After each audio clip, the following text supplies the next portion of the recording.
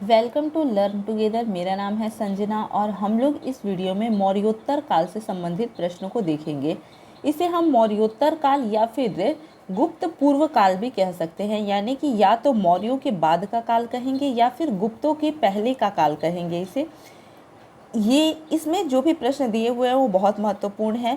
वो बिहार शिक्षक भर्ती हो, बिहार दरोगा हो या फिर बिहार एसएससी हो, और इन सभी के साथ साथ अन्य सभी प्रतियोगी परीक्षाओं के लिए भी ये बहुत महत्वपूर्ण हो जाता है, क्योंकि यहाँ से हमेशा जो है वो प्रश्न पूछे जाते हैं। तो आप लोग वीडियो में लास्ट तक जरूर बने रहिएगा।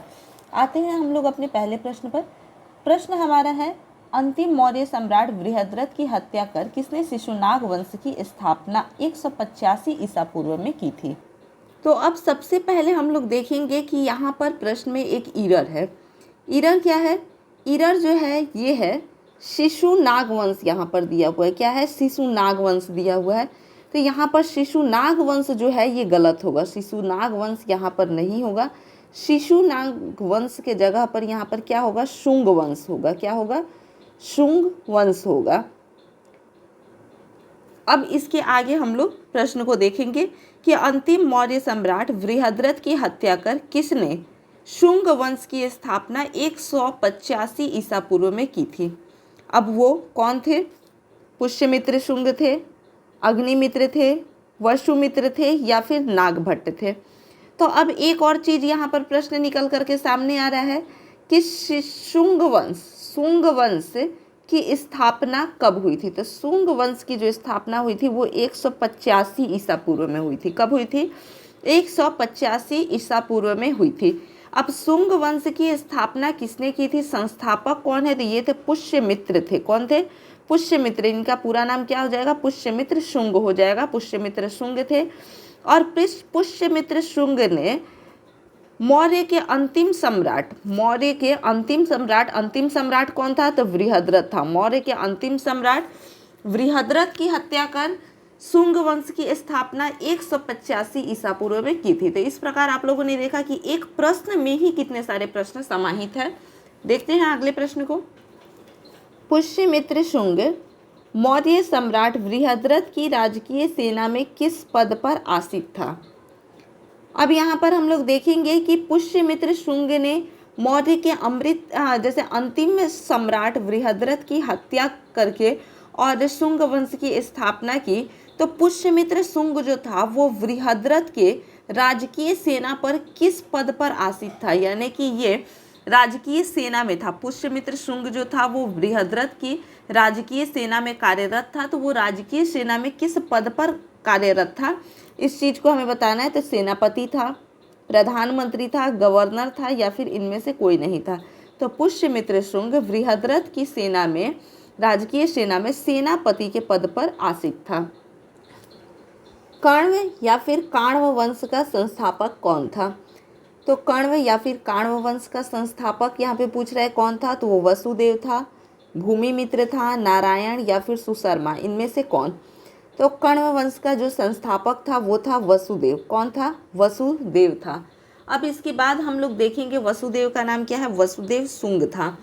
अब इसने कण्व वंश की स्थापना कब की? कण्व वंश की स्थापना इसने कब की? तो 75 ईसा पूर्व में की। कब की? 75 ईसा पूर्व में वसुदेव शुंग ने कण्व वंश की स्थापना की और इसने शुंग वंश के अंतिम शासक, शुंग वंश के अंतिम शासक देवभूति, शुंग वंश के अंतिम शासक देवभूति की हत्या करके और कण्व वंश की स्थापना की। तो इस प्रकार से हम लोग देख रहे हैं कि मौर्य वंश के अंतिम शासक बृहद्रथ की हत्या करके क्या किया गया? शुंग वंश की स्थापना की गई पुष्यमित्र शुंग के द्वारा। और अब शुंग वंश के अंतिम शासक देवभूति की हत्या जो है ये वासुदेव कण्व के द्वारा की जा रही है और उसके बाद कण्व वंश की स्थापना की गई है 75 ईसा पूर्व में। सातवाहन या फिर आंध्र सतवाहन वंश का संस्थापक कौन था?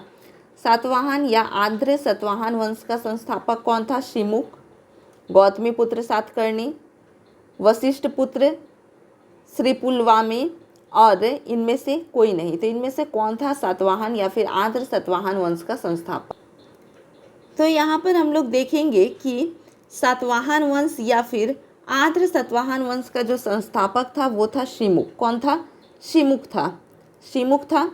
अब इसके बाद हम लोग ये देखेंगे कि अगर पूछ दे कि सातवाहन वंश का जो शासन है वो कब से कब तक था, तो सातवाहन वंश का जो शासन है ये 230 ईसा पूर्व से लेके 60 ईसा पूर्व तक था। 230 ईसा पूर्व से लेकर के और 60 ईसा पूर्व के बीच में सातवाहन यानी आर्य सातवाहन वंश का शासन था।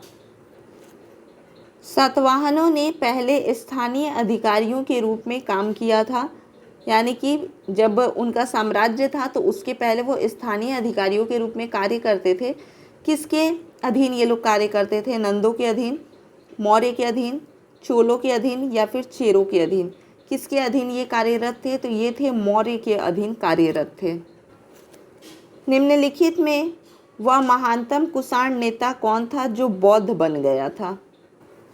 ऑप्शन है कुजुल कटफिसेस, भीम कटफिसेस, कनिष्क या वशिष्ठ। इनमें से कौन? तो कुषाण शासक कनिष्क, जो कि बहुत ही प्रतापी शासक था, कुषाण शासक कनिष्क था, इसने अपने शासन के प्रारंभिक वर्षों में ही बौद्ध धर्म को स्वीकार कर लिया था। तो राइट आंसर होगा ऑप्शन सी, कनिष्क। कुषाण काल के दौरान मूर्ति कला की गंधार शैली निम्नलिखित में से किसका मिश्रण है?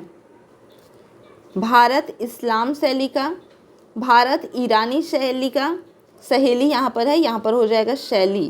क्या होगा? शैली होगा।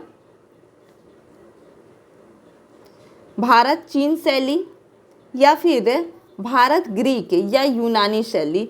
तो कुषाण काल के दौरान जो मूर्ति कला की गंधार शैली प्रचलित हुई, ये किसका मिश्रण था? तो ये था भारत ग्रीक या फिर भारत यूनान शैली का। Right answer option D. Kanishka की राजधानी थी, कनिष्क की राजधानी कहाँ थी? पुरुषपुर, बनारस, इस्लामाबाद, सारनाथ। कनिष्क की राजधानी कहाँ थी? तो कनिष्क की राजधानी थी पुरुषपुर। पुरुषपुर निम्नलिखित में से किसका दूसरा नाम है? पुरुषपुर जो है वो निम्नलिखित में से किसका दूसरा नाम है? पटना का, पाटलिपुत्र का, पेशावर का या फिर पंजाब का। तो पेशावर को पुरुषपुर कहा जाता है, यानी कि पुरुषपुर का दूसरा नाम जो है वो पेशावर है। Right answer option C. Charak किसके राज चिकित्सक थे? किसके राज चिकित्सक थे चरक? हर्ष के, चंद्रगुप्त मौर्य के, अशोक के या फिर कनिष्क के। चरक जो थे ये किसके राज चिकित्सक थे? हर्ष के, चंद्रगुप्त मौर्य के, अशोक के या फिर कनिष्क के। किसके थे? तो ये कनिष्क के राज चिकित्सक थे। Right answer option D. Takshashila के प्रसिद्ध स्थल होने का कारण था। तक्षशिला आखिर क्यों प्रसिद्ध स्थल था? तो प्राचीन वैदिक कला के कारण, मौर्यकालीन कला के कारण, गंधार कला के कारण या फिर गुप्त कला के कारण। तो तक्षशिला के प्रसिद्ध स्थल होने का जो कारण था ये क्या था? गंधार कला था। तो गंधार कला के कारण। Right answer option C. Bharat में सर्वप्रथम स्वर्ण मुद्राएं किसने चलाई? सर्वप्रथम पूछेगा कि स्वर्ण मुद्राएं भारत में किसने चलाई? तो वो कुषाण थे, इंडो बैक्टीरियन थे, शक थे या फिर गुप्त थे। भारत में सर्वप्रथम स्वर्ण मुद्राएं किसने चलाई थी? तो भारत में सबसे पहले स्वर्ण मुद्राएं चलाने वाले जो थे वो थे इंडो बैक्टीरियन। इंडो बैक्टीरियन जो हैं इन्हें हम लोग इंडो ग्रीक, इंडो यूनानी, हिंदी यवन वगैरह के नाम से भी जानते हैं। किस संग्रहालय में कुषाणकालीन मूर्तियों का संग्रह अधिक मात्रा में है? मथुरा संग्रहालय, मुंबई संग्रहालय, मद्रास संग्रहालय या फिर दिल्ली संग्रहालय। वो कौन सा संग्रहालय है? तो ये हो जाएगा कौन सा? मथुरा संग्रहालय। किस संग्रहालय में कुषाणकालीन मूर्तियां का संग्रह अधिक मात्रा में है? तो ये होगा मथुरा संग्रहालय। निम्नलिखित में से किसने सोने के सर्वाधिक शुद्ध सिक्के जारी किए? किसने जारी किए सबसे सर्वाधिक शुद्ध सिक्के? ऑप्शन है कुषाण, इंडो बैक्टीरियन, शक, गुप्त। तो इसका सही जवाब क्या हो जाएगा? कुषाण होगा। क्या होगा? कुषाण होगा। यानी कि सबसे पहले सोने के सिक्के जारी करने वाले इंडो बैक्टीरियन थे, लेकिन सर्वाधिक मात्रा में शुद्ध सिक्के जारी करने वाले शुद्ध सिक्के जारी करने वाले, सोने के शुद्ध सिक्के जारी करने वाले कौन थे? तो ये कुषाण थे। सातवाहनों के समय में मुद्रा सर्वाधिक किस धातु के बने? सीसा, पोटीन, तांबा या फिर स्वर्ण, किसके बने थे ये लोग? तो इसका सही जवाब होगा सीसा। यानी कि सातवाहनों के समय में मुद्रा जो है वो सर्वाधिक किस धातु के बने थे? तो वो सीसा का बना था। सर्वाधिक किसका बना था? सीसा का बना था। निम्नलिखित में से कनिष्क के समकालीन कौन थे? इनमें से कौन है जो कि कनिष्क के समकालीन थे? तो ये कौन थे? कंबन, वाणभट्ट, अश्वघोष। नागार्जुन, अश्वघोष, वसुमित्र। अश्वघोष कालिदास, वाणभट्ट या फिर कालिदास, कंबन, वसुमित्र होगा। तो इनमें से कौन थे जो कि कनिष्क के समकालीन थे?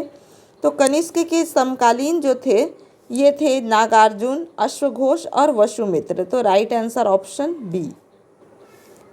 किस वंश के शासकों ने ब्राह्मणों एवं बौद्ध भिक्षुओं को कर मुक्त भूमि या गांव भूमि अनुदान देने की प्रथा आरंभ की? किस वंश के शासकों ने ब्राह्मणों एवं बौद्ध भिक्षुओं को कर मुक्त भूमि या फिर गांव भूमि अनुदान देने की प्रथा प्रारंभ की? यानी कि भूमि दान देने की भी प्रथा कहा जा सकता है। किसने प्रारंभ की? तो सातवाहन, मौर्य, गुप्त या फिर चोल। तो भूमि दान देने की प्रथा जो है या फिर कर मुक्त भूमि देने की जो प्रथा है ब्राह्मणों और बौद्ध भिक्षुओं को, ये सातवाहनों द्वारा शुरू किया गया था। राइट आंसर ऑप्शन ए, सातवाहन।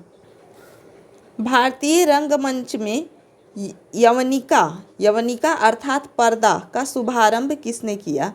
यवनिका अर्थात पर्दा का शुभारंभ भारतीय रंगमंच में किसने किया? शकों ने, पार्थियनों ने, यूनानियों ने या फिर कुषाणों ने? ये किसने किया था? तो ये यूनानियों ने किया था। यूनानियों ने यवनिका या फिर पर्दा प्रथा का शुभारंभ किया था भारतीय रंगमंच में। भारतीयों के महान रेशम मार्ग किसने आरंभ कराया? भारतीयों के महान जो रेशम मार्ग हैं वो किसने आरंभ करवाया? कनिष्क ने, अशोक ने, हर्ष ने या फिर फाहियान ने? यहाँ पे फाहियान होगा। तो भारतीयों ने महान रेशम मार्ग किसने आरंभ कराया? कनिष्क, अशोक, हर्ष या फिर फाहियान? तो इसका सही जवाब होगा कनिष्क। निम्नलिखित में से किसने बड़े पैमाने पर स्वर्ण मुद्राएं यानी सोने की मोहर चलाई थी? तो किसने सोने की मोहर बड़े पैमाने पर चलाई थी? ग्रीक वासियों ने, मौर्य ने, कुषाण शासकों ने या फिर शुंगों ने? तो हमारा सही जवाब हो जाएगा ऑप्शन सी, कुषाण शासकों ने। चरक और नागार्जुन किसके दरबार की शोभा थे? किसके दरबार में थे चरक और नागार्जुन जैसे विद्वान? तो ये कनिष्क के, चंद्रगुप्त मौर्य के, अशोक के या फिर समुद्रगुप्त के? तो चरक और नागार्जुन जैसे जो विद्वान हैं ये किसके दरबार की शोभा थे? तो कनिष्क के। राइट आंसर ऑप्शन ए। शक संवत का प्रारंभ किस सम्राट के शासनकाल में 78 ईस्वी से हुआ था? शक संवत का प्रारंभ किस सम्राट के शासनकाल में 78 ईस्वी से हुआ था? अशोक के, कनिष्क, हर्ष या फिर समुद्रगुप्त? तो सबसे पहले हम लोग देखेंगे कि शक संवत का जो प्रारंभ है ये कब हुआ है? तो शक संवत का प्रारंभ जो है ये हुआ है 78 ईस्वी में। कब? 78 ईस्वी में। और ये किस सम्राट के शासनकाल में हुआ? तो कनिष्क के शासनकाल में हुआ। Right answer option B. Takshashila विश्वविद्यालय स्थित था। तक्षशिला विश्वविद्यालय स्थित था। कहाँ पर ये विश्वविद्यालय स्थित था? तो वर्तमान में अगर हम लोग देखेंगे कि इसका कौन सा क्षेत्र है, तक्षशिला विश्वविद्यालय अगर ऐसे देखा जाए तो उस समय तो भारत में ही स्थित था, लेकिन वर्तमान की स्थिति के अनुसार अगर हम लोग देखें तो ये पाकिस्तान में, भारत में, बांग्लादेश में या फिर बर्मा में। कहाँ पर? तो तक्षशिला विश्वविद्यालय जो है तो वे वर्तमान की स्थिति के अनुसार में देखें तो ये पाकिस्तान में, कहाँ पे? पाकिस्तान में था। प्राचीन काल में कलिंग का महान शासक कौन था? कलिंग का महान शासक कौन था? अजातशत्रु, बिंदुसार, खारवेल, मयूर शर्मन। प्राचीन काल में कलिंग का महान शासक कौन था? तो वो था खारवेल। कौन था? खारवेल था। कुषाण काल में सबसे अधिक विकास किस क्षेत्र में हुआ था? कुषाण काल में सबसे अधिक जो विकास हुआ था वो किस क्षेत्र में हुआ था? धर्म में, कला में, साहित्य में या फिर वास्तुकला में? तो कुषाण काल में सबसे अधिक विकास जो हुआ था ये वास्तुकला में हुआ था। किसमें? वास्तुकला में। सातवाहनों ने आरंभिक दिनों में अपना शासन कहाँ शुरू किया था? तो सातवाहनों ने आरंभिक दिनों में अपना जो शासन है ये शुरू किया था कहाँ पर? महाराष्ट्र, सौराष्ट्र, प्रतिष्ठान या फिर आंध्र प्रदेश। तो सातवाहनों का आरंभिक दिनों में जो अपना शासन शुरू किया था ये महाराष्ट्र में शुरू किया था। राइट आंसर ऑप्शन ए। सातवाहन राज्य की राजधानी कहाँ थी? सातवाहन राज्य की राजधानी कहाँ थी? औरंगाबाद में, पैठन या प्रतिष्ठान में, मदुरा में, इनमें से कोई नहीं। तो सातवाहन राज्य की जो राजधानी थी ये थी पैठन या फिर Pratishthan. Right answer option B. निम्नलिखित में से कौन सा अभिलेख कलिंग नरेश खारवेल से संबंधित है? कलिंग नरेश खारवेल से संबंधित अभिलेख हाथी गुफा अभिलेख, जूनागढ़ अभिलेख, नानाघाट अभिलेख या फिर नासिक अभिलेख? तो ये हो जाएगा हाथी गुफा अभिलेख जो है ये कलिंग नरेश खारवेल से संबंधित है। राइट आंसर ऑप्शन ए। किस सातवाहन नरेश ने गाथा सप्तशती नामक महत्वपूर्ण कृति की रचना की? गाथा सप्तशती नामक महत्वपूर्ण कृति की रचना किस सातवाहन नरेश ने की? तो ये गौतमी पुत्र सातकर्णी थे, वशिष्ठ पुत्र पुलुमावी थे, हाल थे या फिर श्रीमुख थे? तो ये कौन थे? हाल थे। Right answer option C. Satavahana शासकों की राजकीय भाषा थी। सातवाहन शासकों की राजकीय भाषा जो थी वो कौन सी थी? पाली, प्राकृत, संस्कृत, इनमें से कोई नहीं। तो इनकी जो राजकीय भाषा थी वो क्या थी? संस्कृत थी। संस्कृत इनकी राजकीय भाषा थी और ये लिखी जाती थी किस लिपि में? तो ये लिखी जाती थी ब्राह्मी लिपि में। किस में लिखी जाती थी? तो ब्राह्मी लिपि में लिखी जाती थी और इसकी जो राजकीय भाषा थी वो संस्कृत थी। मौर्य के बाद दक्षिण भारत में सबसे प्रभावशाली राज्य था। सबसे प्रभावशाली राज्य दक्षिण भारत में कौन सा था मौर्य के बाद में? सातवाहन, पल्लव, चोल या फिर चालुक्य? कौन सा था? तो ये थे सातवाहन। कौन सा? सातवाहन। राइट आंसर ऑप्शन ए। बुद्ध की खड़ी प्रतिमा निम्न में से किस काल में बनाई गई? बुद्ध की जो खड़ी प्रतिमा है ये निम्न में से किस काल में बनाई गई? गुप्त काल में, कुषाण काल में, मौर्य काल में या फिर गुप्तोत्तर काल में? तो बुद्ध की खड़ी प्रतिमा जो है ये कुषाण काल में बनाई गई थी। कब बनाई गई? कुषाण काल में। Right answer option B. Shunga वंश के बाद किस वंश ने भारत पर राज किया? तो शुंग वंश के बाद सातवाहन वंश ने, कुषाण वंश ने, कण्व वंश ने या फिर गुप्त वंश ने? तो शुंग वंश के बाद देखा जाए तो कण्व वंश ने भारत पर राज्य किया। Right answer option. किस चीनी जनरल ने कनिष्क को हराया था? वो कौन सा चीनी जनरल था जिसने कनिष्क को हरा दिया था? पेन चाओ, पानयान, शी हुआंगटी, होटी? तो इनमें से कौन था जिसने कनिष्क को हराया था? तो ये पेन चाओ था। कौन था? पेन चाओ था, एक चीनी जनरल जिसने कनिष्क को हराया था। उत्तरी तथा उत्तरी पश्चिम भारत में सर्वाधिक संख्या में तांबे के सिक्कों को जारी किया था। सर्वाधिक मात्रा में तांबे के सिक्के को उत्तरी तथा उत्तरी पश्चिमी भारत में किसने सर्वाधिक मात्रा में तांबे के सिक्के जारी किए थे? इंडो ग्रीक ने, कुषाणों ने, शकों ने, प्रतिहारों ने? किसने किया था? तो इसका सही जवाब होगा ऑप्शन बी, कुषाणों ने। जो कला शैली और भारतीय ग्रीक यूनानी शैली का सम्मिश्रण है उसे कहते हैं। जो कला शैली और भारतीय ग्रीक यूनानी शैली का सम्मिश्रण है उसे क्या कहते हैं? शिखर, वेरा, गांधार या फिर नाग? तो कला शैली और भारतीय ग्रीक यूनानी शैली का जो मिश्रण है उसे क्या कहते हैं? तो उसे गांधार शैली कहते हैं। Right answer option C. Kanishka बौद्ध धर्म की किस शाखा का अनुयायी था जिसका प्रचार उसने मध्य एशिया एवं सुदूर पूर्व में किया? कनिष्क जो है ये बौद्ध धर्म को मानने वाला शासक था और ये बौद्ध धर्म के किस शासक का अनुयायी था? किस किस शाखा को ये मानता था जिसका प्रचार उसने मध्य एशिया एवं सुदूर पूर्व में करवाया था?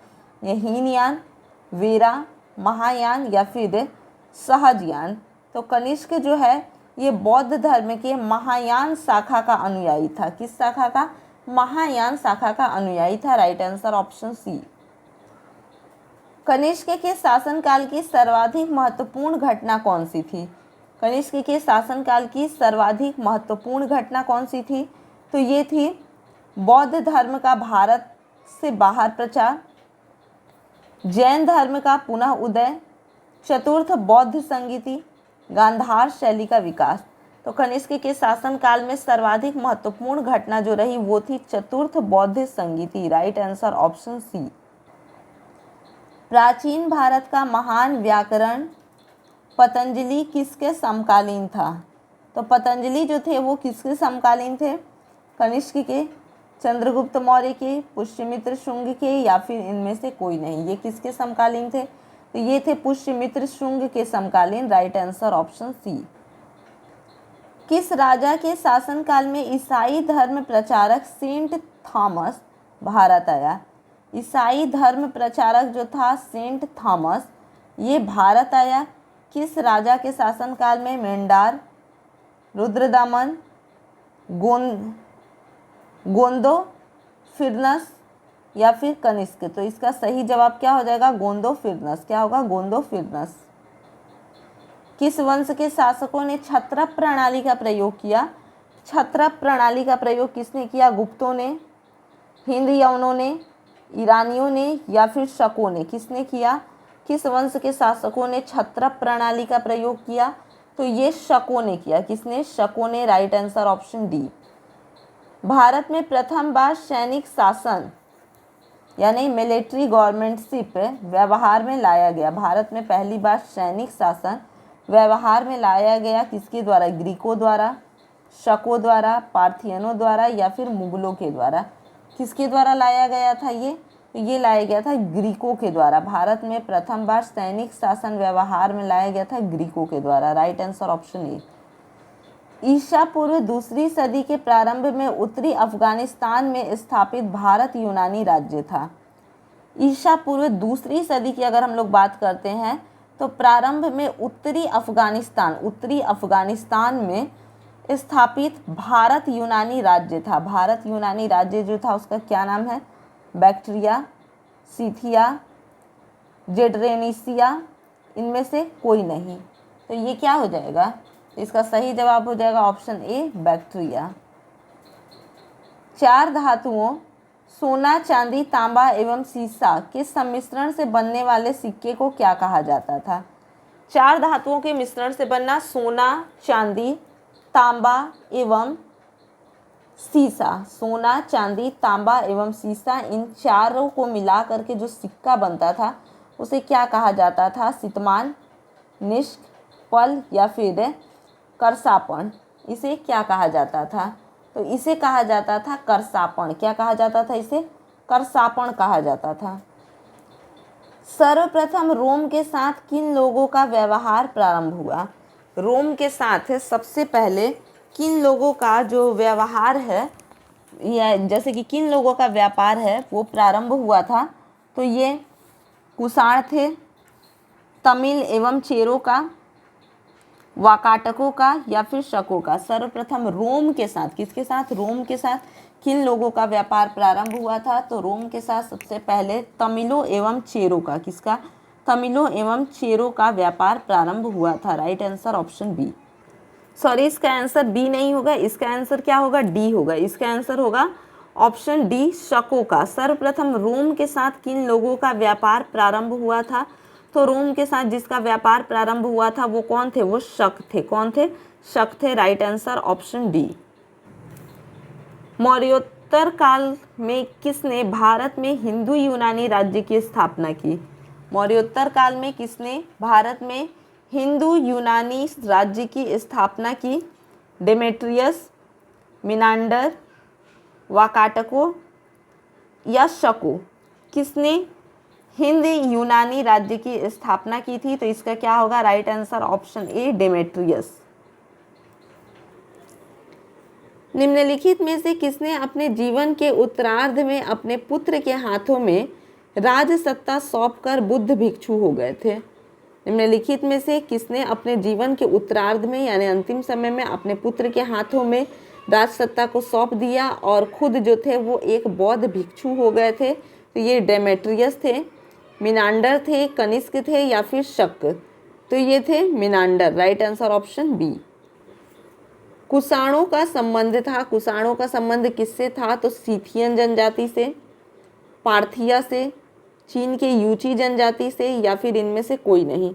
तो इसका सही जवाब होगा कि कुषाणों का जो संबंध था ये था चीन की यूची जाति से। Right answer option C. निम्नलिखित में से कौन कनिष्क के बौद्ध होने के लिए उत्तरदायी था? ऑप्शन है वसुमित्र, अश्वघोष, नागार्जुन, वाणभट्ट। तो इनमें से कौन है जो कि कनिष्क के बौद्ध धर्म होने के लिए उत्तरदायी थे? तो वो थे अश्वघोष। Right answer option B.